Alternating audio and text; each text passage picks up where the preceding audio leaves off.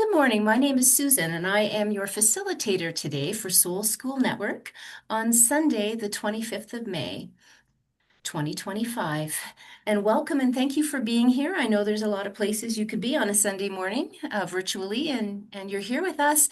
And we are so excited to have Pyasa joining us. Thank you, Pyasa, for being here today. And we have an exciting talk around trauma, and I think there's so much we can learn and benefit from.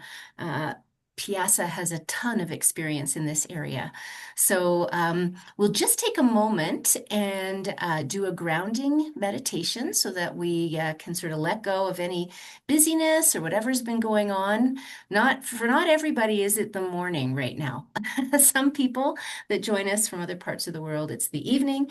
Regardless, we'll do a little meditation, and it's my pleasure to introduce Koryanka, also a Soul School Network facilitator, and she will lead us in this meditation, and then we're going to turn it over to Pyasa. So good morning, Koryanka. Thank you.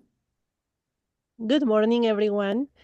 Let's go within on a relaxing, grounding meditation. I invite you to close your eyes if that feels good, or soften your gaze. We can take 3 deep, relaxing breaths. In through the nose, out through the nose. We'll start scanning our bodies for any tension there might be, starting at the head.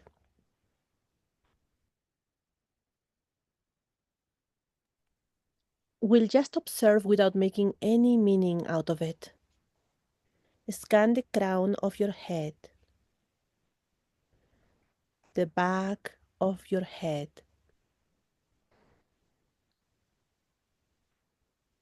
your face and neck, your shoulders,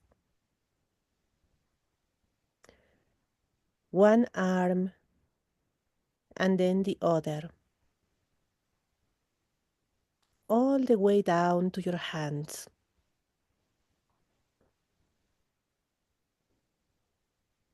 Now your back, from the neck all the way down to the final bone of the spine.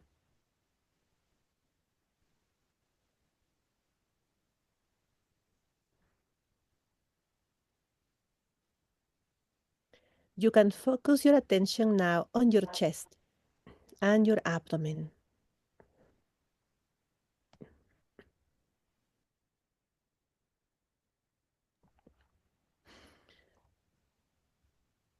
Are there any sensations so far? Any muscle tension? Just observe it for now. Continue with the right leg and foot and your Birthday, they left called me. They never texted me. and Oh, foot. shoot. I don't have their number.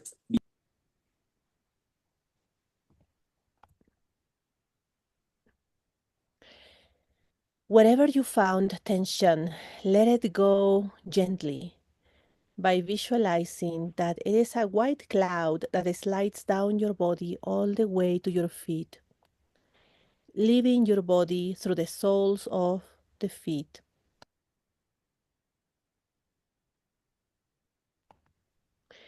Perhaps there will be many clouds of tension leaving your body, and that's great. You're letting them go. You can feel good about it. Once tension is out of your body, it will be gone and transformed into life-giving energy. Let's take a deep, relaxing breath. In through the nose, out through the nose. And let it feel good. You can stretch your body and make sure you are comfortable wherever you are.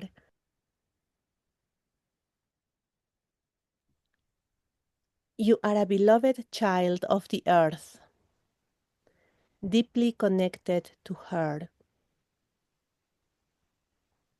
Notice how your feet are planted on the ground, either physically or energetically at all times.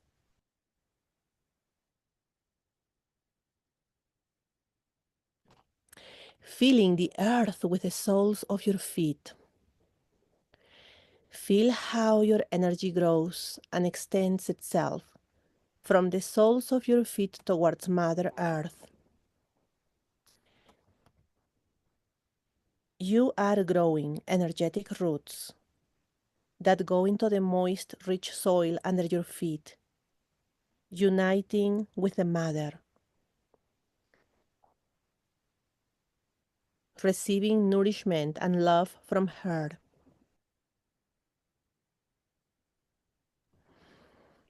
The more your roots extend and go deeper and deeper into the earth, the more you feel deeply grounded and held in love by Mother Earth.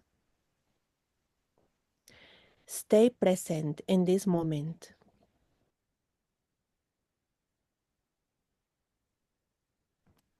You can feel it. Remain grounded and present in this moment. Grounded and present. It is being recorded. It's being recorded. You can gently go back to your breathing. In through the nose, out through the nose. And again. One more time.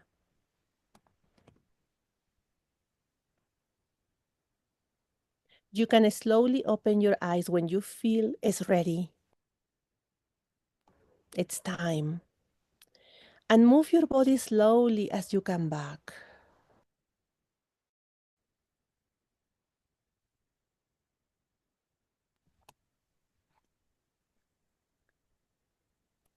Okay, now we're ready to start, Sue. Koryanka, thank you so much. It was very helpful to me, I'm sure to others. And so, this is when we'd like to turn it over to our guest speaker this morning, Pyasa, who maybe can tell us about her very interesting name. She's going to speak to us about nervous system regulation hacks for deep trauma resolution. So welcome, Pyasa. Thank you so much for joining us and for enlightening us this morning, I'm sure. So I'm going to turn it over to you, and you can share your screen anytime. Oh, great. Thank you, Susan. Good morning, everybody, or whatever time of day it is, wherever you are. Thank you for being here. So what I would like to share with you today is about trauma and how it actually happens and lives in the body, about somatics, and a little bit about psychedelics, because both psychedelics and somatic therapy work with a process called catharsis. And so it's really interesting that Koryanka just shared that somatic dropping in, this presencing meditation, because that was actually something I was going to do. And you really beautifully touched on so many elements that bring in the somatic and bring in presence, which is what I want to talk about today.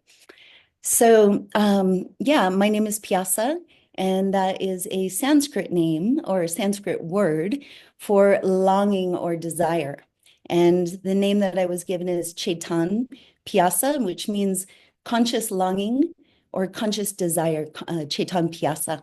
So that is the meaning of my name. And so I think I am going to share with you a short, okay, let me see. Now I have to be techie. Bear with me here for a moment. Oh, where is it? Hold on a second. Do I have Yeah, you can permission? share your screen. Oh, Yeah. there it is. Okay. All right. So this is a little parody that I created, a short little video. And it may be a parody, but I have to say that every word is true. I hope you enjoy it. This is me being a little bit silly. Oops. Sorry. That's not the one. I'm not super techie. Let's see. Huh. Sorry, y'all. That's okay. So when you choose the share, can you see the options? Which screen? Yeah. Let me. Okay. Hopefully this will now play. All right. Hello. Do you feel like you're being chased even when you're just answering emails? Do you feel more relaxed in a mild state of chaos? Do you find it hard to relax even during yoga, sex, or on vacation? Do you feel dread for no apparent reason? If you answered yes to any or all of these, you may be suffering from anxiety. Common side effects are racing thoughts, inability to relax, inflammation, brain fog, fatigue, overwhelm, overthinking, digestive issues that make no medical sense, and difficulty making even the smallest decisions without consulting others. But wait, before you self-diagnose on the internet, take a deep breath, because you might actually be dealing with trauma or the slow, ongoing mass traumatization that comes from with being a sentient being living on planet Earth in the 21st century. Ask your nervous system if presence, embodiment, and regulation are right for you. No need to consult a doctor. No prescription required. Side effects may include crying in a good way, unexpected peace, better boundaries, happiness, and finally, coming home to yourself. Presence. It's not a pill. It's just powerful. Okay, I hope you enjoyed that. And it's kind of like I said, every word is true. And I'm going to talk about a little bit more about that. So first of all, I'd like to say that it really appears to be that the powers that be want us to be separated, disconnected, dysregulated, overstimulated, and disoriented. That there is really a mass traumatization that's happening here on planet Earth. And I consider nervous system regulation to be an act of rebellion. And I want to invite you to imagine, what would life be if we all had regulated nervous systems, if we all felt connected to ourselves, connected to each other. And so I think that would be, personally, I believe that would be a really beautiful world. I think it's quite difficult for many of us with the bombardment of information that we're receiving and all the bad news that's out there, right? Not to mention our own personal experiences, our own personal traumas and stress. So for me, the answer is embodied freedom. And embodied freedom would include nervous system regulation. It's being able to feel, being present in our bodies. And embodied freedom is something that we can claim, and nobody can take away from us. So embodied freedom is up to us. And I'm going to talk about today, as Susan mentioned, some nervous system hacks that we can use, which help us to really their coping skills. And then I'm going to talk about what true nervous system resolution, healing in the nervous system would look like. And so I'm going to begin by talking about a personal story. When I was 12 years old, I had what I would probably consider to be my third big T trauma, right? And a big T event, a big trauma. And after that, my nervous system was really dysregulated. I started getting headaches that would be triggered by just a sound. The phone would ring and I would jump and I would get a headache. I was depressed. I was having a lot of anxiety. And so my parents took me to doctors trying to help me.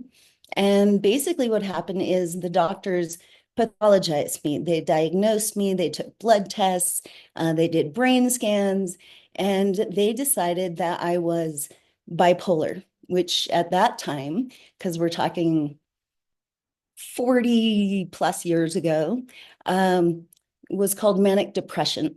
And definitely the symptomology that I was having could be considered manic depression or bipolar. But the thing that happened is that nobody asked, or the thing that didn't happen is nobody ever said what happened. So I was put on antidepressants. I was given all kinds of pills, like just different kinds of pills. I was given pain medication that I could take at any time that I want. So I was about 14 years old at this time, and I spent my entire teenage years medicated because I had been pathologized. And so the big point is that nobody really asked what happened. I mean, they knew what happened, but they didn't ask, there was no connection. They weren't thinking about trauma at that time in, I guess, the 80s, right? So I use that to just share an example of how trauma lives in the body. So it's not that every big scary event is going to become a trauma. It's really how our bodies react. And so I love to share an example from Peter Levine. He talks about, who's a great traumatologist. He talks about how a gazelle gets chased in nature. Say it's getting chased by a lion. And so what happens for this gazelle is when it's frightened, its life is being threatened, and the body for the gazelle and also for us dumps a bunch of adrenaline and cortisol into the body. These are stress hormones to give us the energy to take flight or to fight, right? So there's also a number of other physiological things that happen in the body is that we somewhat subconsciously, it's not very much in our awareness, but we bend over to protect the whole front side of the body.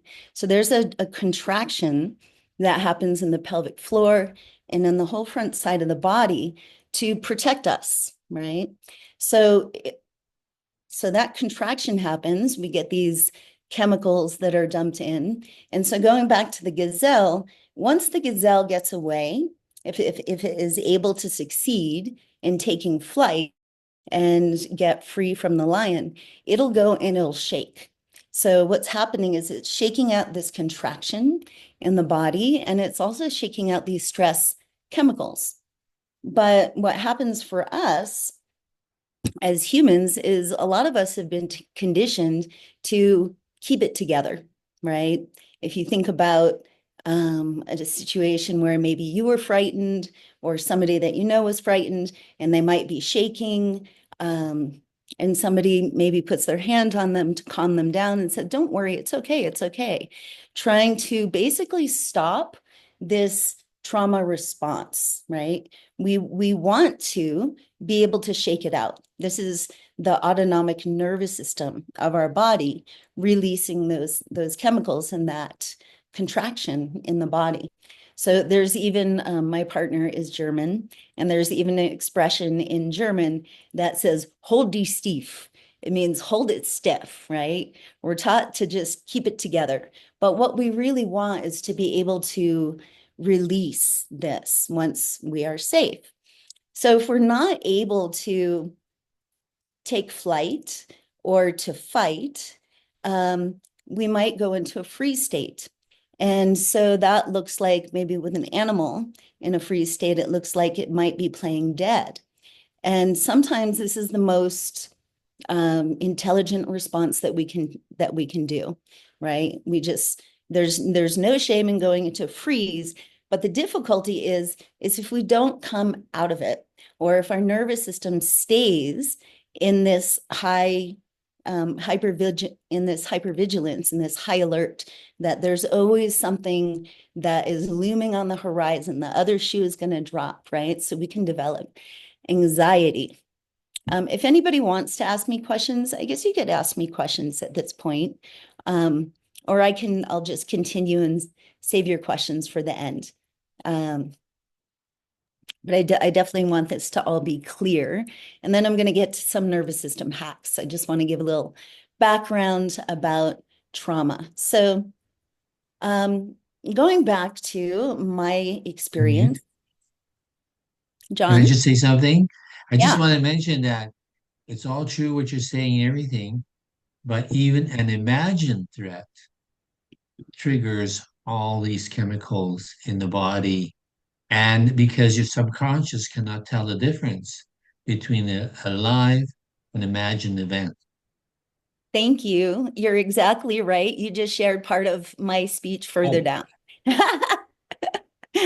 Thank you for that. Yes, that's absolutely true. So, and what John's talking about is, we can think of an example of if we're watching a scary movie and our body is going to respond in the same way. We get as if we're part of that. So when we feel scared, we get those stress chemicals released into the system.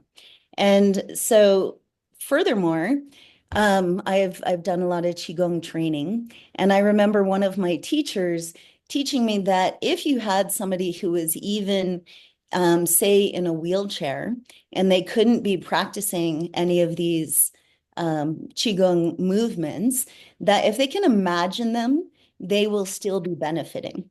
So everything that John shared is true. Let's see. I have some notes here. I want to stay on track. Mm, oh yeah, okay. So going back to my personal experience with when nobody ever asked what happened. Now I understand what happened is I froze. I had a complete experience of dissociation and I just stayed stuck there, right? I had what I call stuck survival energy, which is AKA trauma. Same thing, stuck survival energy. So I hope that some of my explanation here makes it clear to understand how that is stuck survival energy, because it's not what happens, it's how we respond. So an incredible story that I really love to share from a book called The Body Keeps the Score. It's a really amazing book that is all about trauma and how it lives in the body. For myself personally, when I read that many years ago, I started to understand myself better. It really started to make sense. So this is also part of why I like to share about how trauma happens, because I believe that, or I know from my own experience, when I started to understand it, it made more sense how I was acting, my responses, my reactions, and it was really quite an empowerment. So that's why it's really important for me to share with people about all of this. Okay, so the trauma, the traps, the survival energy got trapped in my system. And as I was sharing with you about the headaches, that was a trigger response that was after this event. And, most gut issues and autoimmune disorders and many other diseases are related to nervous system regulation.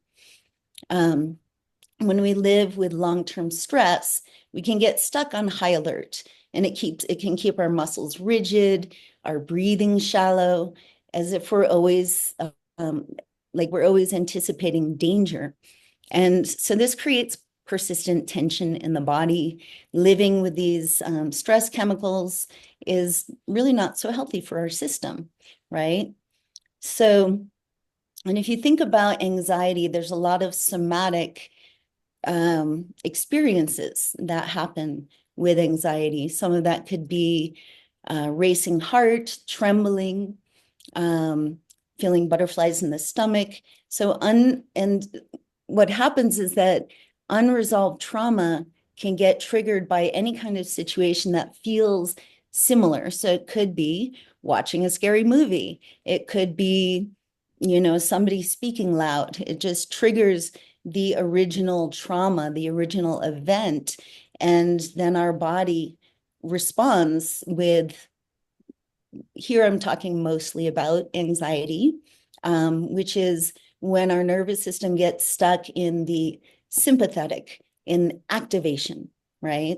But sometimes also a response could be that we get depressed, which is keeping our nervous system is stuck in the parasympathetic. So what we really want is we want to have flow. We want to have a healthy, flexible nervous system. Greg. Hi. Hi there. I don't mean to really interrupt, but at the same time, I think it might be a good time for me to ask this question, which is, as a young person, would it have been better for you to not have had any of these medications and just kind of face the challenges? And was this the thing that led you to the journey of, your spiritual journey and your journey to find answers? Yeah, thanks for asking. Absolutely, I agree that it would have been so much better not to have been pathologized and medicated. I mean, that I'm not saying at all that that was an experience that I wanted. Although, yes, as you're saying, it definitely put me on the path because I was medicated for all those years. I was suicidal. I was having a very, very difficult time in life. And at one point, I quit all the medication by an attempted suicide. And that is what I would say really put me on my path. I kind of like woke up in the hospital and knew I need to get away from my familial experience and go somewhere. I didn't know where, but my life, I was definitely very guided. And not very long after, I quit all that medication or stopped abruptly and went off on a one-way ticket to California and traveling around. I was guided to ayahuasca, and this was in the very early 90s at a time when nobody that I knew even knew what it was. I had never heard of it. And so that is part of what brought me to somatics, talking about trauma and psychedelic therapy, which I do. I'm a psychedelic facilitator, as well as a somatic sex and trauma therapy practitioner. It's a mouthful. Yeah. Thanks for asking. Interesting. And I see the background you have there looks like the best world to ever live in, with the outdoors and connected to nature. Is that also important to be thinking about your environment, not just your, the stress of regular life? Absolutely. And that's a good segue into the next part of what I want to share with you here, which are some hacks. So, and Excellent. that's really included in there. Yeah, thank you for asking. Thank you. One more thing I want to mention before I get into some hacks, nervous system hacks, is talk therapy. In my perspective on talk therapy, that talk therapy is really quite popular, but healing doesn't really come from understanding what happened. I believe that talk therapy can be quite helpful, but trauma is not a mindset issue. It's chemical, it's muscular, it's really trapped in the body. It's not just a mental concept, it's not mindset. So no amount, like if you've been dealing with anxiety or you know somebody who's been dealing with anxiety, I just want you to know that no amount of positive thinking is going to magically convince your body that it's fine. And that's my personal opinion, but also based on modern traumatology, which is really starting to understand so much more about the body and the connection with trauma, or the trauma in connection with the body, right? Like I said, I mentioned the book, The Body Keeps the Score, kind of says it all in that name. It's a great name. Okay. So when you're feeling, or anybody that you know and love is feeling in overwhelm or anxiety, these are some really simple, free, practical nervous system hacks that help to get us out of the head and into the body and reduce stress chemicals in the body. So the first thing that I would start with, well, actually, I'm going to go back to Koryanka, the presencing that she shared with us at the very beginning is wonderful. To do a body scan, to start at the top of the head and just really be aware of what's happening in the body, to notice what's happening in the body. And that is something that we can do with the help of our interoceptive abilities. And I'm going to talk about a little bit about interoception a little bit later. Okay. So breath work. There's a lot of different kinds of breath patterns that can be used to help to calm down the nervous system. And maybe you've been hearing about these. One of the most popular ones is the box breath, which is based on 4 breaths in, holding for 4 breaths, exhaling for 4 breaths, holding for 4 breaths. So it's a box and you just continue. So this is something that you can do at any time, anywhere. And I'm going to invite you to just get a little experiential with me and just introduce you to this breathwork pattern. Maybe you've already experienced it, but yeah, I invite you to, if you feel like putting your hand on your heart and a hand on your belly, or anywhere where your hands might like to be on your body, to just feel the presence. You can have your eyes closed or open, whatever feels comfortable to you. And so we can begin by exhaling. And then inhale, 2, 3, 4, hold, 2, 3, 4. Exhale, 2, 3, 4. Hold, 2, 3, 4. Inhale, 2, 3, 4. Hold, 2, 3, 4. Exhale, 2, 3, 4. Hold, 2, 3, 4. Inhale, 2, 3, 4. Hold, 2, 3, 4. Exhale, 2, 3, 4. And then just relax.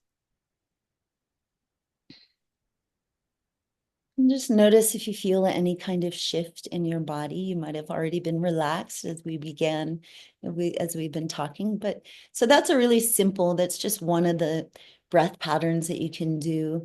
It also helps you can also do 3 quick inhales in and a long exhale out. So that is breath work. The second hack that I want to bring us to is boundaries. So when you set a boundary, whether it's saying no or asking for space or limiting your exposure to certain people or situations, you are protecting your nervous system from overstimulation. Overwhelm is a sign of dysregulation, and boundaries can act as a buffer, which help you to stay within your window of tolerance, which is the range where you can still think, feel, and respond clearly without going into fight, flight, or freeze. So every time you set a boundary and you keep it, you're teaching your nervous system that you are reliable. And I would like to share another experiential practice. So it's very difficult for us to know our boundaries or to know our needs if we're really not in touch with our yes and our no. So one very simple way to somatic practice to get more deeply in touch with what your yes is or your no is if you feel like it, you can close your eyes if you'd like to practice this with me, or have your eyes open if it feels more comfortable. And I invite you to imagine something that you have a big yes to. Maybe it's a food that you absolutely love, or an animal that you truly love, and you just, it makes you so happy when you see them. Something that just feels yes, yes, yes. And see if you can imagine it in your mind. Just imagine that for a moment. And then notice, where do you feel this yes in your body? And if you don't really know quite yet, if it's still difficult to identify where you feel emotions in the body, imagine where might it be? If you could feel where that yes is, where would it be in your body? And furthermore, are there any sensations that you might notice connected with this yes? Perhaps you feel bubbly or a sense of expansion. Just noticing, see if you can notice that yes. And if it's difficult to imagine this yes, just know that this is something you can practice, and that will help to inform you of what you have yeses to. And then also, what is our no like? So I invite you to imagine something, maybe it's a food that you just find absolutely disgusting, something that is blech, you have a big fat no to. And see if you can imagine that. And again, notice where you hold it in your body. And if there's any sensations that come or any movements in the body that involve your posture coming in. Just thinking, no, no, no, I do not want that. And then when you feel ready, you can open your eyes again and coming back to the screen. So this is part of building our emotional intelligence. And there's a saying, name it to tame it. Say what you're feeling out loud by naming emotion. When we can name the emotions that we're feeling, it actually lowers the amygdala activity, the brain's fear center.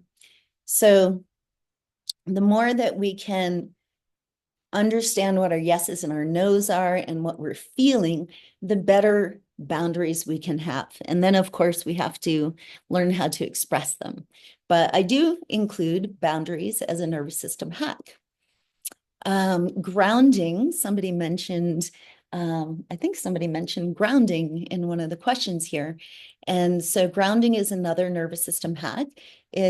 Grounding with the earth helps us stay connected to the here and now. It's especially potent if we are barefoot, if we have rubber soles on our shoes. We don't receive that the healing effects, the electromagnetic field of the earth. So constantly we are being bombarded these days, depending on where you live, more or less, by EMFs. And this can really activate the nervous system as well. So 10 to 15 minutes of being in green space with our feet on the earth can help to reduce cortisol and can lower anxiety levels. I just want to check. Susan, can you tell me how much more time I have? Because I have a lot that I was going to share.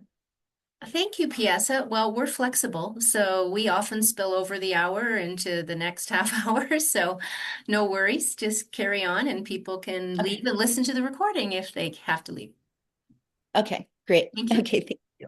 All right. So number 4, moments of awe. This is something that I really, really love to bring up, is that moments of awe activates the sympathetic nervous system as well as the parasympathetic. So with the parasympathetic, that's the rest and digest, we feel also safety and connection. And as I think I mentioned earlier, the sympathetic nervous system, we feel activation. So with moments of awe, we are feeling activated and relaxed at the same time. And there's actually some science coming out on the power of awe. The power of awe, or moments of awe, helps make the nervous system more flexible, right? We were talking about being able to flow in and out of activation and parasympathetic. So it shifts our attention away from potential threats and towards connection and wonder. So it helps to regulate cortisol. And when I say moments of awe, we definitely have moments of awe working with psychedelics. when sitting at the beach, watching the waves, maybe just seeing a beautiful view, beautiful nature. And so I really want to invite you to have, see how many moments of awe you can find in your day, because this is really regulating. And as you do that, you can savor it. So that was the next regulation hack, is savoring. So we could savor this moment of awe. We could savor our food by, for example, by smelling our food, breathing a little bit before as we gaze at our food, taking in the beauty of the food, chewing slowly and tasting. So savoring is making the most of a moment. It is noticing and celebrating the little things in life. And so if we just take a moment to pause and be present for savoring what's really good in life, we're relaxing our nervous system. We're helping our body to anchor into a frequency of safety. And that's what those of us with anxiety patterning need, is more moments of safety, and to also learn how to feel safe being safe. Because this is actually something that's very difficult for those of us with anxiety patterning. If you experience anxiety, you might notice that maybe you're relaxing, you're laying in that hammock, and it's all so beautiful and so nice. Oh, I have to go do something, right? Oh, there's something else to take care of. There's always this hypervigilance going on of something to do. It's very difficult for many people with anxiety to just relax. So pleasure can be difficult for those of us with anxiety. So what we need to do is if we want to heal that, we could titrate between moments of feeling complete relaxation and just doing things. And so titrating means like taking little tastes of the safety and the relaxation, and then, okay, go do something. And see if you can start to elongate this by just dipping into the relaxation, because sometimes that can be too overwhelming or stimulating. And if we can titrate between these states, we can build more capacity for feeling safe.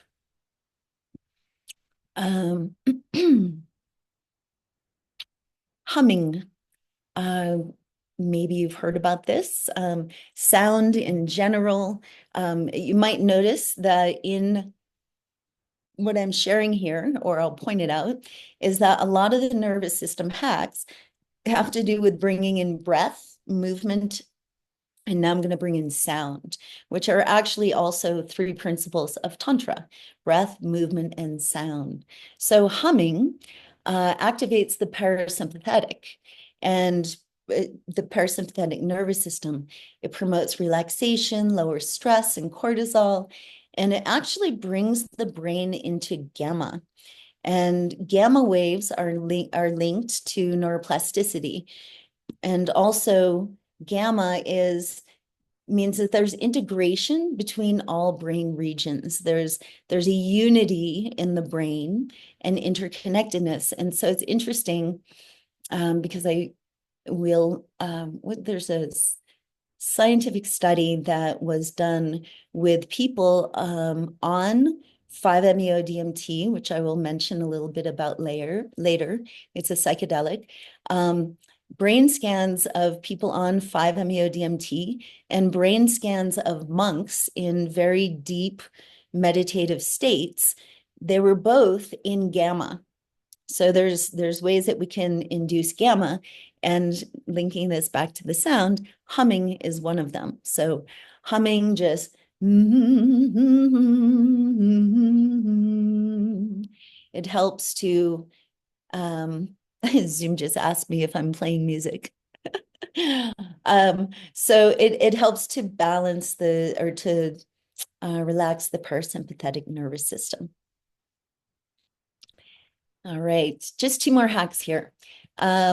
So as I think I mentioned before, that we have been in a state of information overload, And we're continuously exposed to distressing news, misinformation, just being bombarded on social media platforms. And this contributes to heightened cognitive and emotional overload. This can increase anxiety, fear-based responses, and like we were talking about, whatever that we are viewing can release the same chemicals as if we were involved, i.e., remember the scary movie. So when we imagine, right? I mentioned that before, when we imagine something, so we can imagine something scary, or we can, be imagining all of the chaos all over the planet that's happening and allow our systems to be affected by that, or we could imagine places that bring us peace. We can imagine other humans or animals that bring us peace, right? So we can use that ability, that imagination channel, to affect our nervous system in a positive way. And so anyway, that said, with all the information overload, I'm recommending to cut down on the information that you take in. So, because when we stay alert and tense and exhausted, always waiting for the next thing to go wrong, even in moments of calm, our minds just don't get the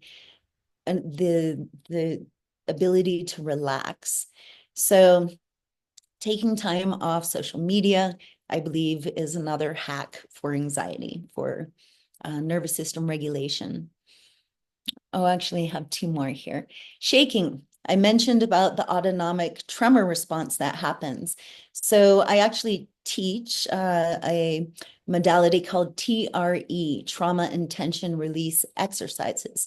And this is a very simple practice that helps us to connect with and activate the autonomic tremor response so that the body can just tremor and release. So we're able to release lots of stress. But if you're not in a class with me, you could, or with somebody else who teaches this modality, you could just stand up and literally shake your arms and your legs, let your neck and your head be loose.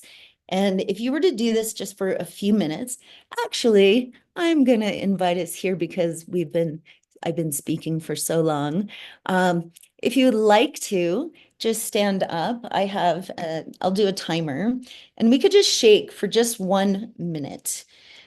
So let's see.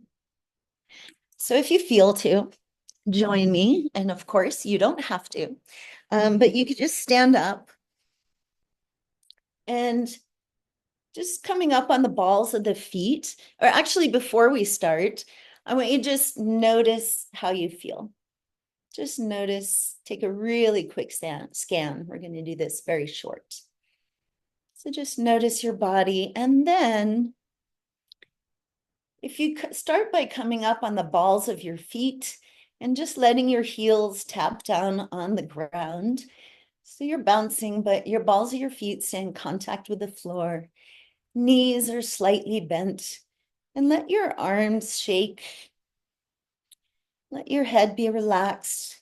See if you can just let go of any holding in the body and just let the whole body shake. Breathing in and out, making sure that your breath is not contracted. And we're just going to shake for a few more seconds. Letting the heels come into a harder contact with the ground is nice as well. I also invite you to bring in any auditory release with like an auditory sigh. Sighing, bringing in sound really helps. Just 10 more seconds, getting in as much of the shake as you can.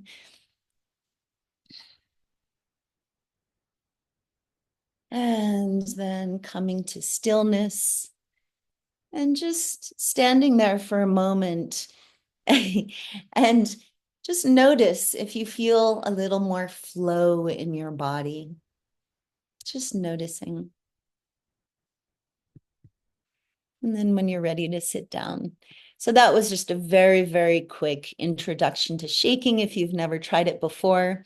This is something that you could incorporate very easily into your life. Just 3 minutes of shaking does so much. And if you can get to a TRE session, or you would like to work with me online, you can also do that as well. And then actually one more thing that I want to mention as a regulation hack is co-regulation. And that is being in the calming presence of another. So if somebody else is feeling a little bit more calm than you, and you're feeling some anxiety, and you need to just drop more into presence, you could ask somebody for a hug, or you could sit back to back. So just being in the calming presence of another helps you to attune with their nervous system, right? So that could be an animal, it could be a tree, it could be a person.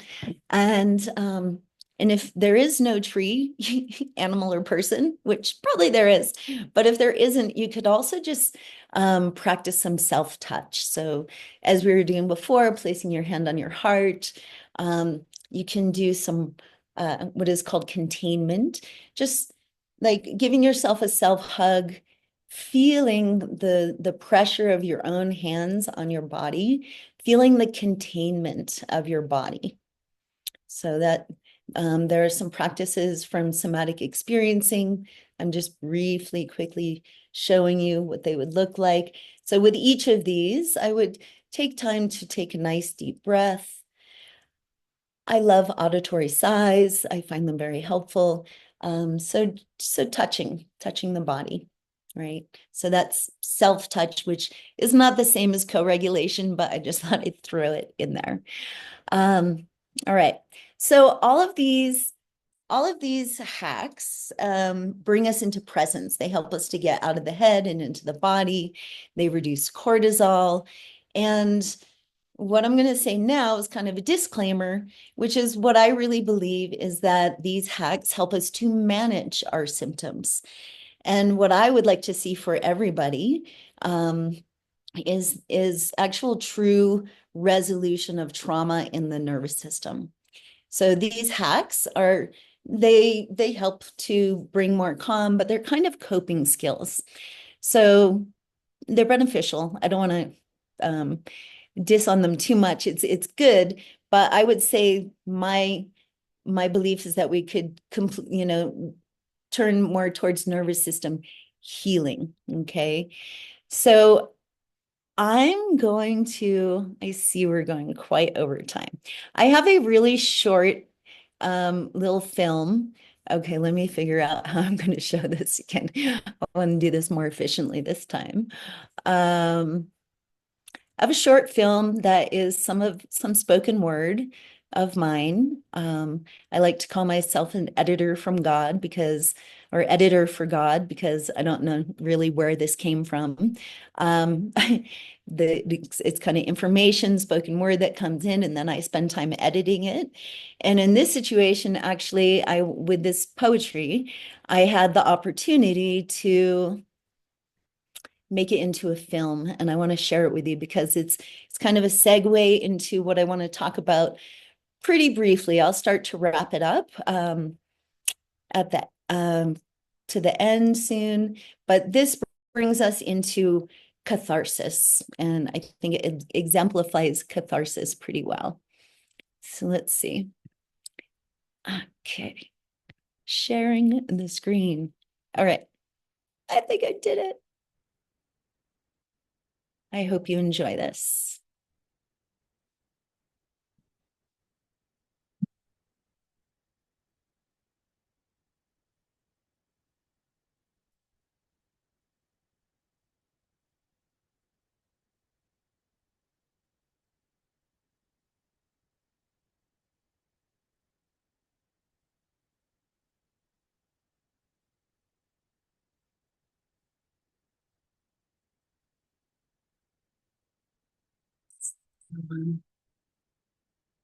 No matter how deep the darkness goes, I know you will make it if you dare.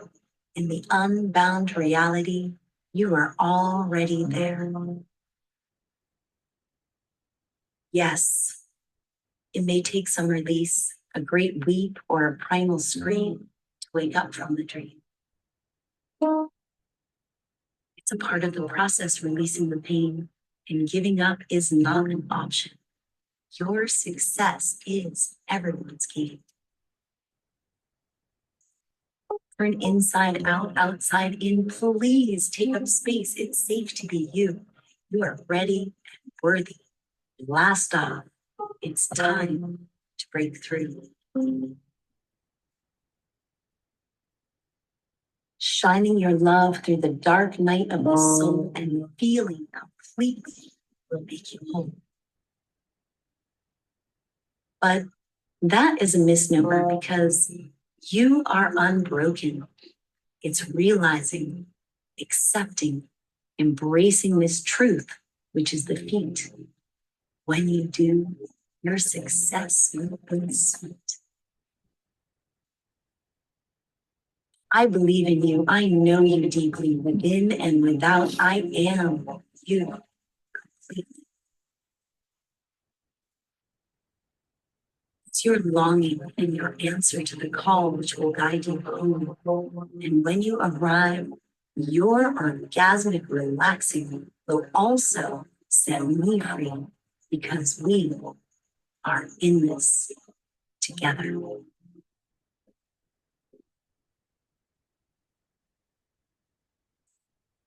Are you seeing the gift within the shift? Perhaps you already knew the shift is the gift.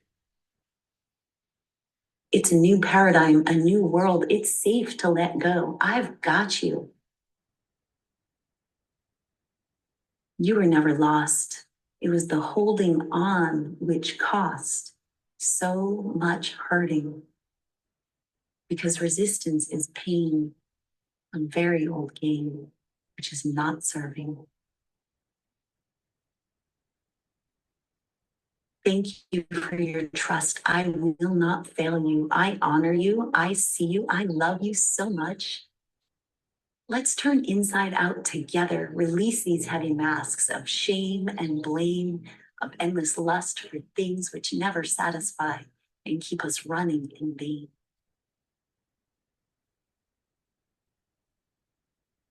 Please, let's take a moment. Get still. Gaze into each other's eyes so we can see the pure reflection of our greatness. Let's enjoy the elation of the simple surrender to the magnificence of creation. Ever present, ever loving, forever living. Let's awake and remember. At times it can be dark. I know. I've been there before, and may I remind you, behind that veil is another. It's polarity, disguised as the divine Father and Mother. But if you quest, look beyond all the veils, you will discover union, pure source within, timeless communion. Your dedication to truth will steady the course. You're already on the path. It's under your feet, right there, dear traveler. All around you is a tsunami of love ready to take you home. Eternal presence is yours in the space between breaths, always existing. It's the emptiness between the beats you seek. Any grasping will prevent you from reaching the peak. The infinite love bringing everlasting peace. Let go, dear one, you're already there. Shrug off the illusion, lay your soul bare. Thank you, bless you for doing this work. Yes, it can be exhausting, but laying down your strife will return to you your life. So relinquish all those layers of grief, put your burden down to return to the all. Will take your full surrender into the fall.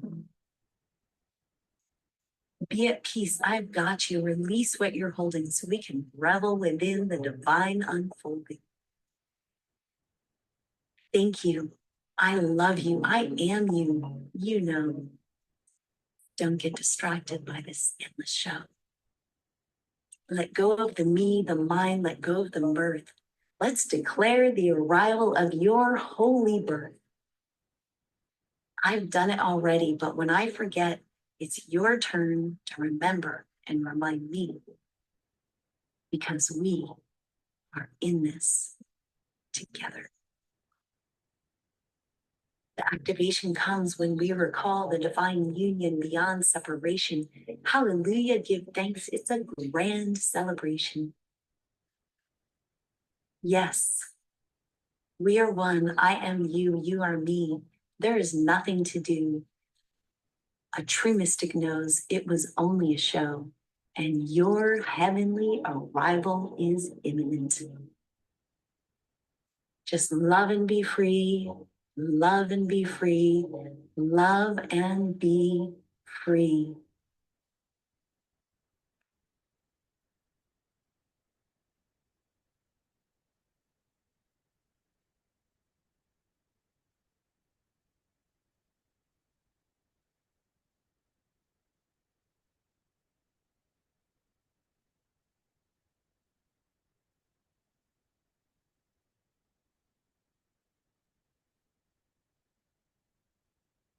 I want to invite you to just take a deep breath.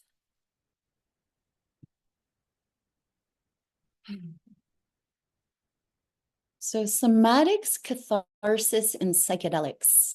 I'm going to make this brief. I don't want to go over too long.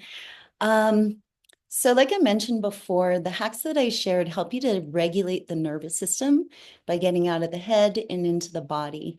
And in my opinion, somatics and psychedelics really, there's a lot of similarities in the way that they help us to find resolution in the nervous system, to really truly heal traumas by releasing the trapped survival energy. And the way that I see somatics and psychedelics able to do this is through the process of catharsis.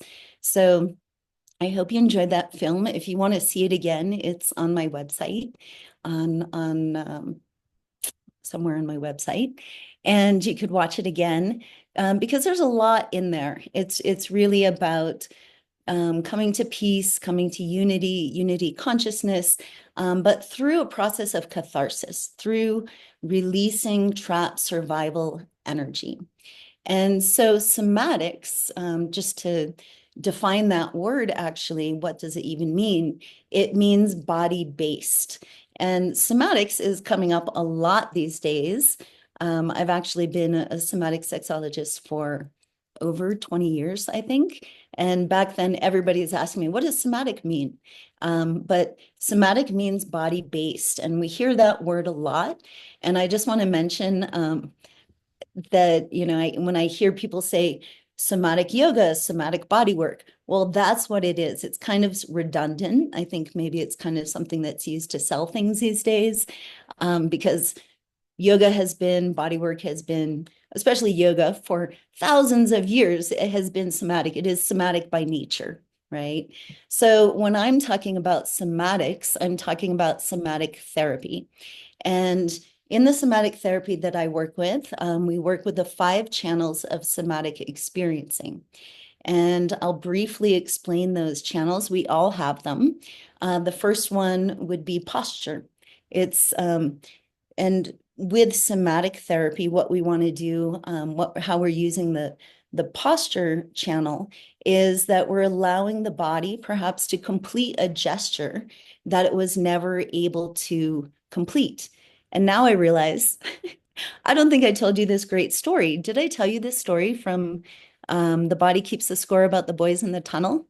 Did I finish that thought? Oh, okay. Thank you. So to exemplify this, there is a story from this book about 2 boys who were trapped in a tunnel. The tunnel had collapsed. And one boy, so they both got all these stress chemicals, right?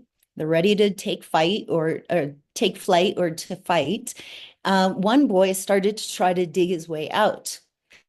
And the other boy sat by and did nothing.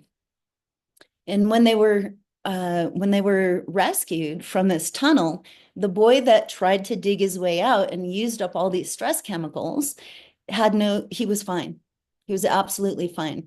And the boy who sat there in a freeze had PTSD.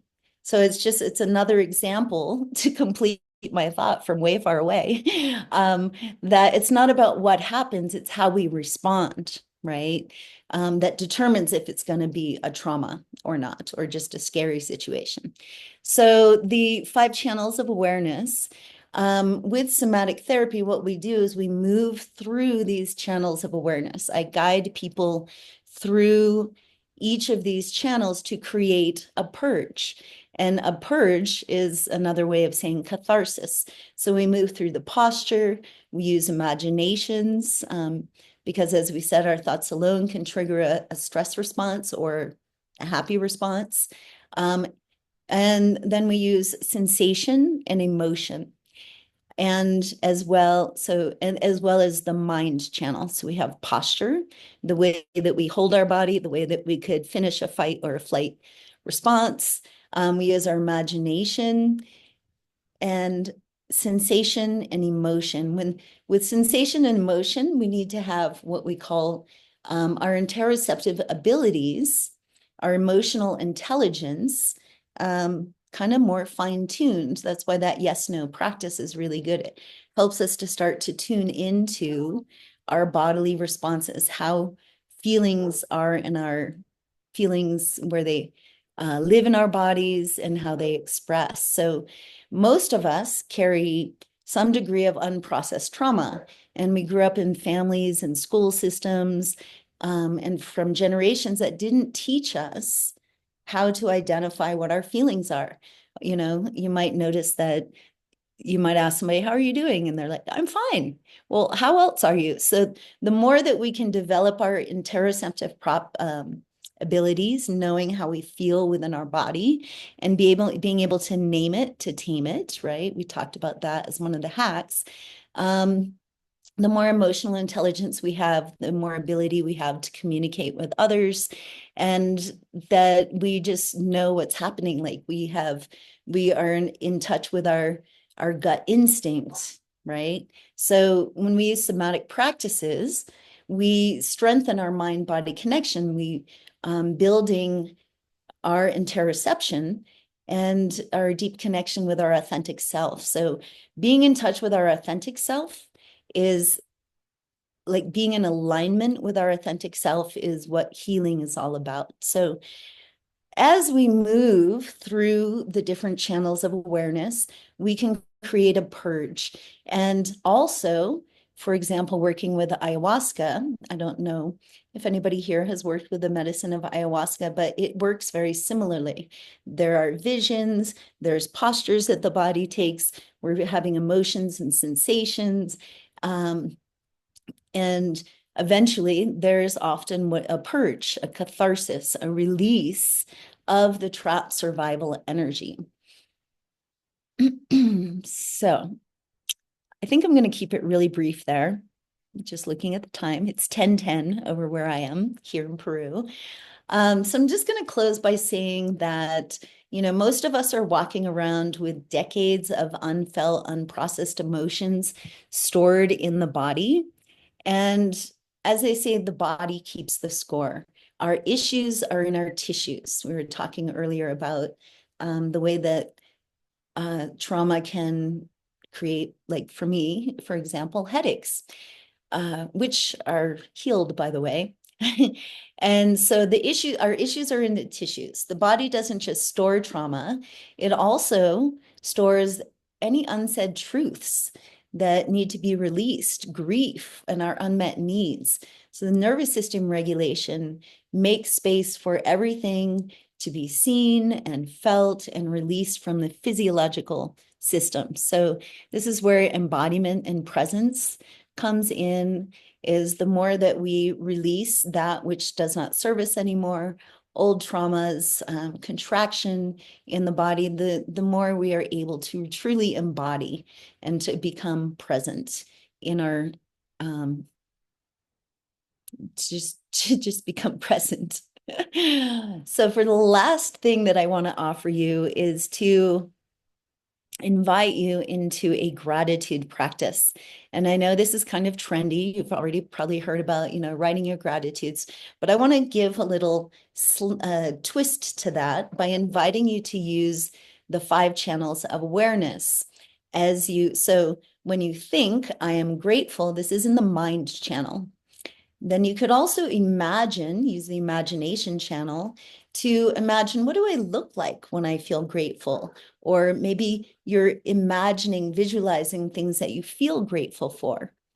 So that's the mind, the imagination, posture. How do you hold your body when you feel grateful? Maybe how would your body want to move? Maybe you feel open, you have an open, surrendered posture. So exploring the posture channel. And then sensation and emotion. So what sensation arises when you have the feelings of gratitude? So that's a little twist on a gratitude practice. Gratitude is very powerful for shifting our experience in life. So bringing in those 5 channels with the gratitude practice, I really wanted to leave that with you and invite you to practice that. And there's so much more I could share, but I'm going to close with that and open up to any questions that anybody might have to share or to ask. Well, Pyasa, thank you so much. What a wonderful talk. I learned so much from you this morning, and I'm really grateful. I'm sure there's lots of questions and thoughts for you, and I have a few, but I'm going to turn it over to Michelle. Go ahead. I was just wondering what you thought about stretching, like doing stretches, because I started getting seizures a couple of years ago from my epilepsy. And ever since I've started doing stretching, like these long stretching sessions, they've reduced a lot, and like they're not as strong as they used to be. I used to have something called partial seizures, but now they're more like myoclonic. They don't last as long as the partial ones do. And I found that it's really helpful to do that. And I was wondering if you ever heard of something like that. I cannot say that I know. I honestly can't tell you. I'm not a doctor, but I would definitely think that anything that's regulating the nervous system is going to be helpful.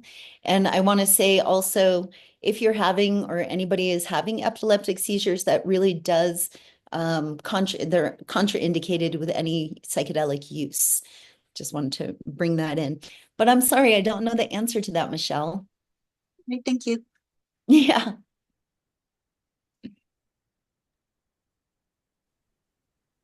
Other questions or comments for Pyasa? Oh, hi there. I actually have maybe a small contribution here, if possible. Sure.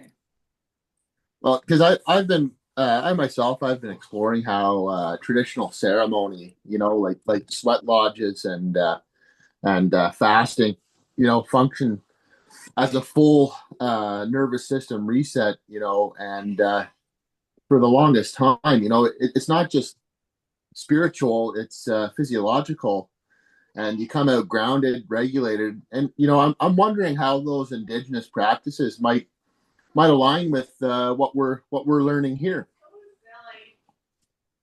If you have any information on that or a background working with indigenous peoples. Yes, so I guess it was in the early 90s that I was first introduced to ayahuasca, which I truly contribute to really saving my life by offering me a lot of nervous system healing. And yeah, I think definitely ceremony, even just the ritual of ceremony brings regulation, right? And then also the connection with nature, connection with the plants. Also, oftentimes it'll bring the experience of community, which is also very regulating. So yeah, I think all of that is a contribution. Yeah, and Absolutely. I always, the big question for me is like, how do we bridge the language gap between somatic therapy and the indigenous ways of knowing? Because a lot of us already have the tools, the land, the ceremony, the song, but we're often excluded from these healing spaces, unless it's within the Western terms, you know. Mm. Mm. And I just thought your presentation was very interesting today. So thank you very much for Mm. bringing that in. Thank you, Corey.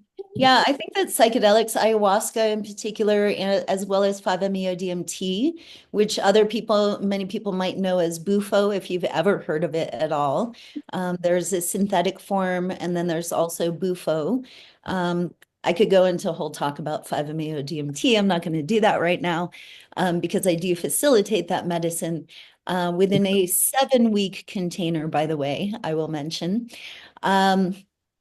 But they're ayahuasca, 5-MeO-DMT by nature are kind of somatic therapy, in my opinion, because Sure. like I said, we're moving through all those different channels of awareness, um, Hmm. and to create a purge, releasing the trapped survival energy from the system.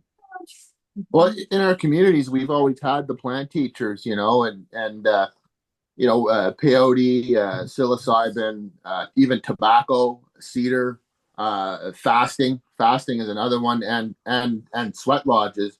Those are all ways to alter the consciousness for healing. But you know, it wasn't about tripping out. It was about getting back in the right relationship with yourself and the land and the spirit. And the ceremony gives us a bit of structure, and the plants open that path. And what we call now somatics, all the breath, the movement, the cold, even cold exposures, shaking or singing and drumming, those are just ancient regulation tools, in my opinion. And we didn't have we didn't have to name the vagus nerve to know that singing in a roundhouse or pounding on a high drum changed our body. It just grounded us, and it moved the grief and brought people home to themselves. Mhm. Agreed. Absolutely. Ah. Thank you for talking about that, Corey, because you bring up what is an option for people who maybe would like to be doing ayahuasca, would like to go that path, and maybe they have a health issue that they can't, but they can have a profound experience doing ceremony in Sweat Lodge. And as you say, fasting, there's a lot of things to do that doesn't include plant medicine for those where it's contraindicated by virtue of medication or otherwise, right? So there Mhm. are other options, and I've just learned so much today, Pyasa. I'm wondering if you have anything to say about, because I know you have a ton of experience, and so this isn't going to maybe be in some literature, but the soul. So do you meet people where they really can't tell you, they have absolutely no connection to trauma, and yet you know they have it? So do you feel like there is a reality of people bringing things in from their past lives that to work out? Like, do you work with that? Mm. That's a great question. I don't know if I have the answer.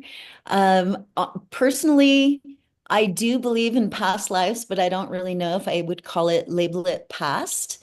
I think my sense is that there's more like multi-dimensional. There's, like all past, present, and future happening at the same time.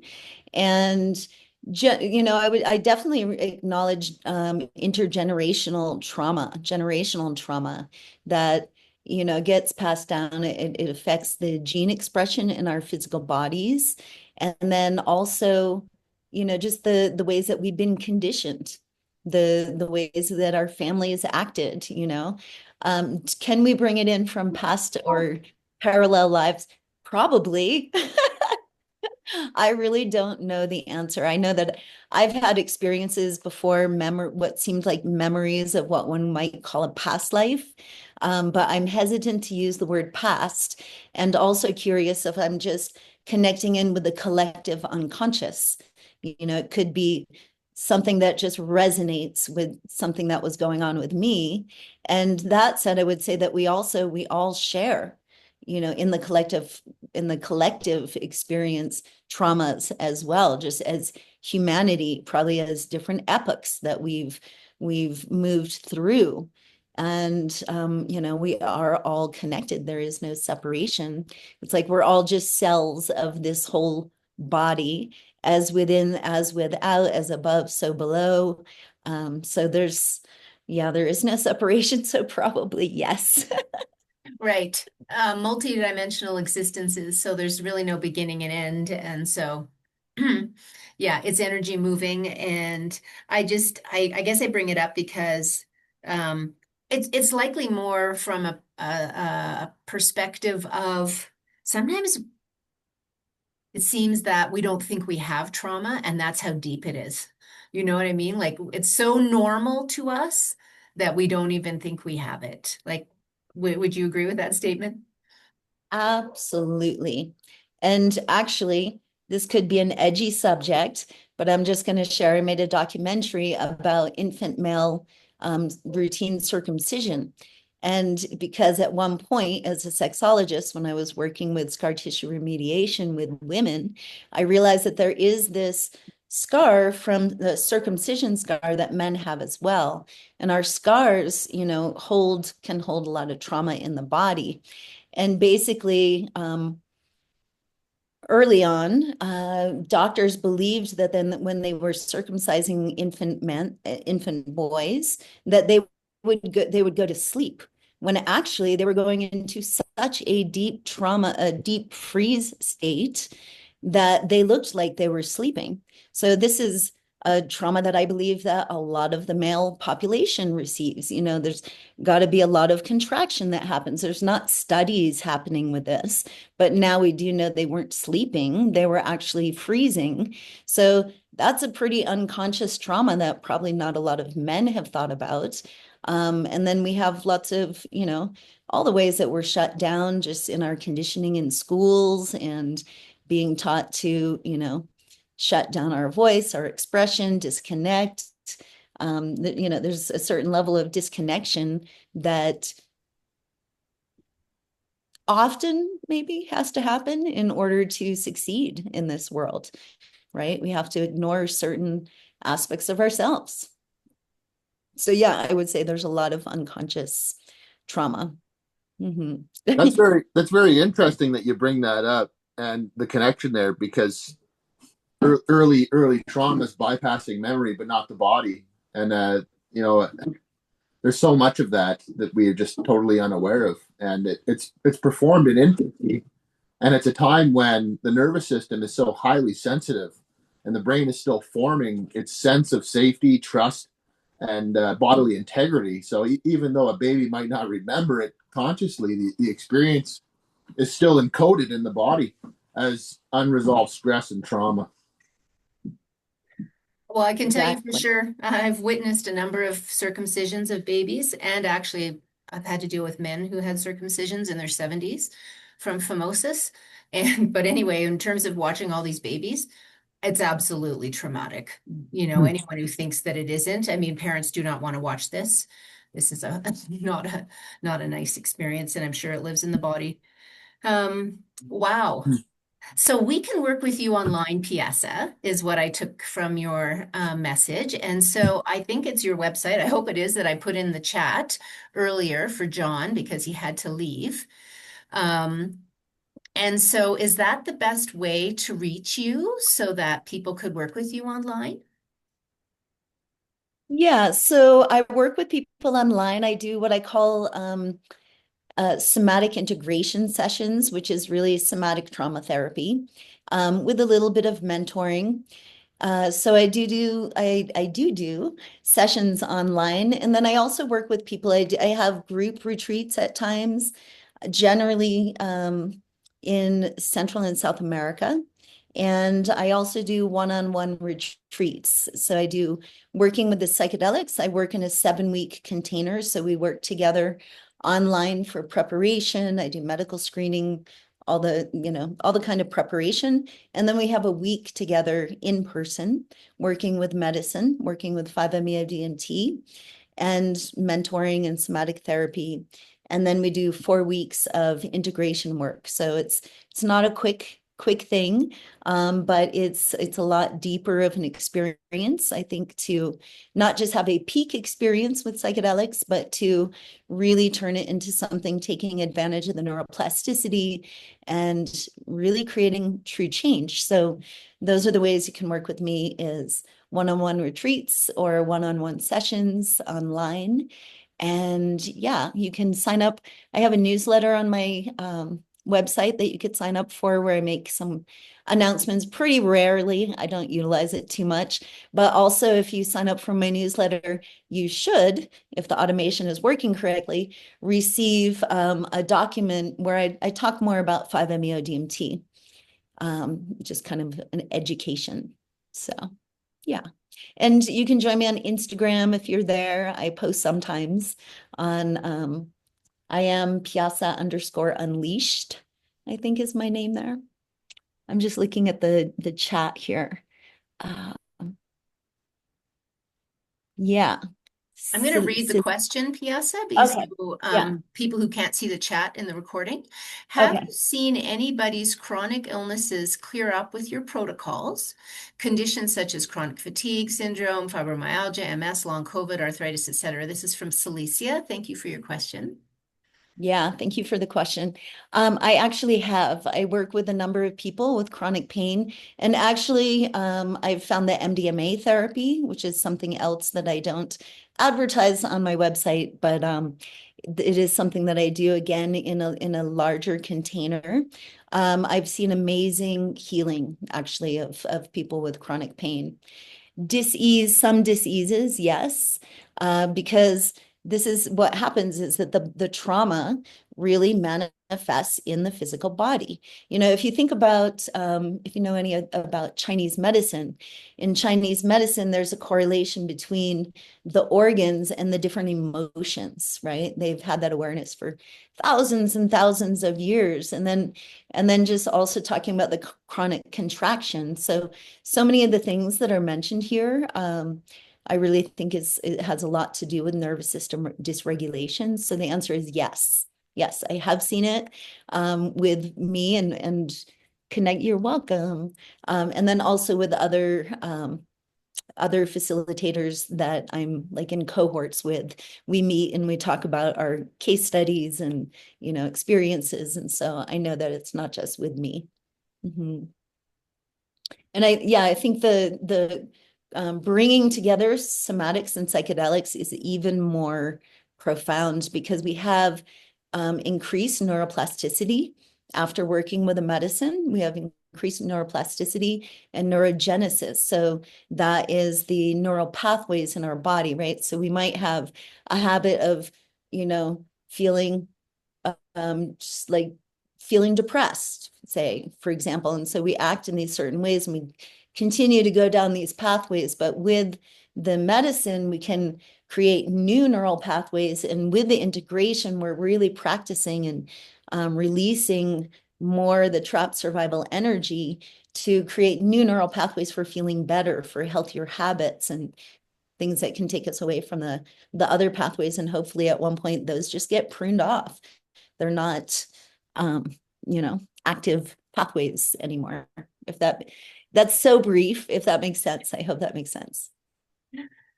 Thank you, Pyasa. It's a big subject, to say the least. Yes. Thank you. I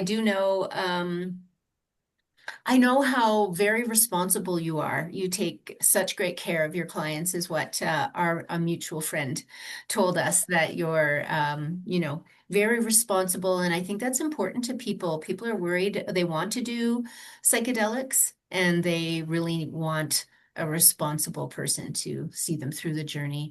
And so I appreciate that kind of feedback about you, that you do the health history and you really are very concerned for people's wellness and outcome, because we know we see a lot of it around here, particularly that people aren't necessarily treating the medicine like a medicine. And it is a medicine and it needs to be treated that way. So just because it's quote unquote natural doesn't mean that you can just use it, willy-nilly. It requires somebody like yourself, Pyasa, to see people through it. And Koryanka too. I know Koryanka works with people with plant medicine, and she as well, takes such care and concern that this is a right fit for people, and that they're cared for through this profound experience. So I'm excited for the possibilities, Pyasa, and I'm so appreciative that you came here and shared with us today, and for our listeners. I'm sure we have your contact information, and so people can reach out to you to learn more, to work with you. And I know you're here in the Valley, so we may have an opportunity, my husband and I, at some point. I know you travel around, but we'll connect at some point, I hope. Corey has his hand up. Go ahead, Corey. I'm sorry, I just had one question. I was curious to know, in your experience, have you ever had somebody, let us say, wig out, or perhaps, because of what might be going on in the alignment of these internal factors that they may have, and they get into it, and for whatever reason, depending on that person, have you ever had somebody, lose it and then have to bring them down? Is that something you've ever experienced? Yes. Okay, well, let's see. I'm going to try to answer that as best I can. Wig out. Well, I'm going to speak about 5-MeO-DMT, which is an extremely cathartic medicine. So often there's not always, often not always, there's the need for a primal scream. And people are often working out a fight or flight response. So that might look like thrashing around. It looks very cathartic. So it's the body is releasing this trapped survival energy. Is that wigging out? Actually, I think it's an incredibly healing process. It's the body completing what wanted to get completed before, but got trapped in the system. There is a contraindication working with this medicine and many others if somebody has a history of psychosis or schizophrenia, and it could re-trigger something like that. So that is, I have a very in-depth intake form, and then I do an interview with people where we really look at their mental, physical, emotional history. So if somebody had a history of psychosis, I would not work with them. And yeah, I haven't had anybody go out and never come back. But I know that that happens sometimes, and oftentimes it's usually if they're in a unsafe situation working with the medicine, because set and setting is so important in creating a sense of safety for the participant. Or maybe they had a past history and it re-triggered that. So like Susan was mentioning, not everybody is really doing effective screening. So you can find out, you can hear all kinds of stories of people losing it, wigging out or whatever, on any of these medicines, right? So it's very, and it's unfortunate because then it scares people away, I think, from the experience as well. Yeah, I'll stop Well, there. just because I hear there's tremendous benefit, especially for combat veterans or people coming back from overseas. I'm a veteran myself, and there's a lot of they've seen and done a lot of things that that could come out in those moments at times, and I was just curious to see what kind of protocols you could establish. You would really need someone such as yourself to be really grounded in the moment to be able to help guide them through that, and in a traditional sense, I've always viewed it as, the medicine would open you up. It would clear the blockage, but, it's the body, the land, and the ceremony that help you integrate what's coming through. And, you don't just take the plant and walk away. You sit, you sweat, you move, you wail, you fast. And I think that's the somatic aspect of it, so the psychedelics end up being the door, but the somatics is how you walk through it without getting lost. Beautiful, beautifully said. Yes. Yeah. And by the way, MDMA therapy is especially good for, and there's a lot of research being done for PTSD with veterans in particular. PTSD in general, but also with veterans. Right. And you know, healing, I guess it's not just about the vision, it's also about the return, you know, like what do you do when you come back? How you carry it. And I think that's where the somatic practices are, you know, that's the dance, the prayer, the movement, the food, the water, all that. That's the bridge between the insights and the embodiment, so to speak. Exactly. Thank you. Yeah, the difference between the insights and the embodiment, that's very important. Yeah. Well, thanks very much for this presentation. I really enjoyed it. Wonderful. Thank you so much for being here. And Susan, thank you so much for your wrapping it up in such a beautiful way. I really appreciate you, and thank you for inviting me to be here. Thank you, Pyasa. We're delighted. And, we had the pleasure of hearing from your husband a couple of months ago, and now we're really grateful. You're obviously both doing wonderful work in the world. I want to add that I'm really delighted to see in Canada holistic nurses bringing psychedelic medicine to the mainstream. And so there's movement, so little by little. We won't be just little, groups of pockets around the world talking about these things that we can get into what is I consider to be real healing instead of the Band-Aid and on the dark forest pharmaceutical industry that I'll be careful not to say too much so we don't get the video banned. Anyhow, so thank you so much. We do like to close off with the mantra of unification. And we're so grateful for this information, Pyasa. Please do reach out to Pyasa if you'd like to learn more. Go to her website and we'll continue the conversation, I know, over time. And hopefully maybe you'd come back and talk to us another time in the future, Pyasa. You are exceptionally busy, but you are a delightful speaker and we've learned a lot today. So thank you, thank you, thank you. So what I'll do is I will share screen for those of you who don't know the mantra of unification, and I will say that, and then we will carry on. Here we go. Can you see my screen? All right, here we go. The souls of all are one, and I am one with them. I seek to love, not hate. I seek to serve and not exact due service. I seek to heal, not hurt. Let pain bring due reward of light and love. Let the soul control the outer form and life and all events, and bring to light the love which underlies the happenings of the time. Let vision come and insight. Let the future stand revealed. Let inner union demonstrate and outer cleavages be gone. Let love prevail. Let all people love. Miigwech, namaste, amen. Thank you, thank you, thank you.